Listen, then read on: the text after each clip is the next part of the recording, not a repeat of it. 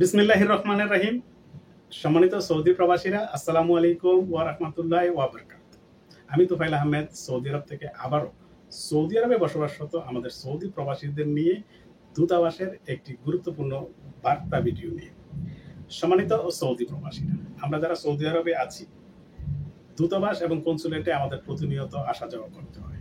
আর এই দূতাবাস থেকে দূতাবাস বন্ধের এই বিজ্ঞপ্তি তারা প্রকাশ করেছে এবং এই দূতাবাস লম্বা ছুটিতে যাচ্ছে।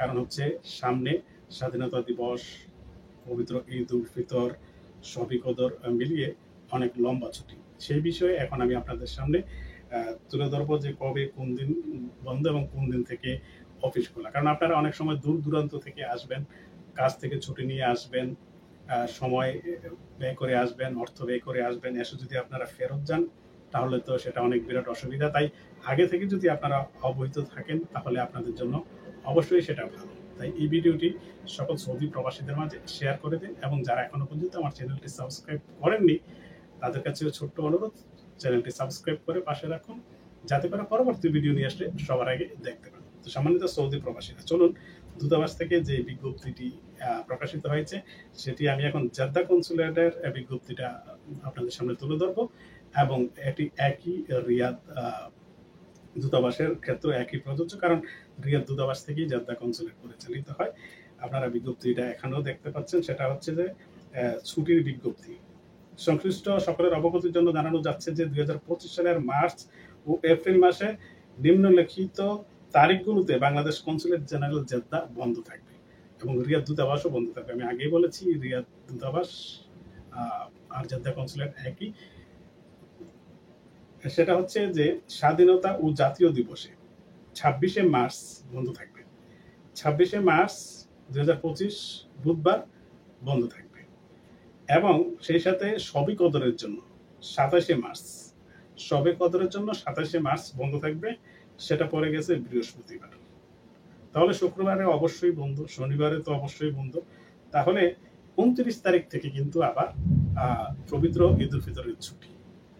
পবিত্র ঈদ উল ফিতরের ছুটি শুরু হচ্ছে 29 তারিখ থেকে, 29 হতে 2রা এপ্রিল পর্যন্ত, অর্থাৎ শনিবার হতে বুধবার।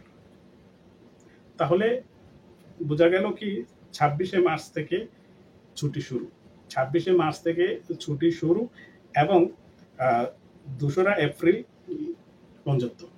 এবং চাঁদ দেখা সাপেক্ষে আগামী 3 এপ্রিল 2025 রোজ বৃহস্পতিবার থেকে কনসুলেট যথারীতি সকাল 8টা থেকে বিকাল 4টা পর্যন্ত খোলা থাকবে।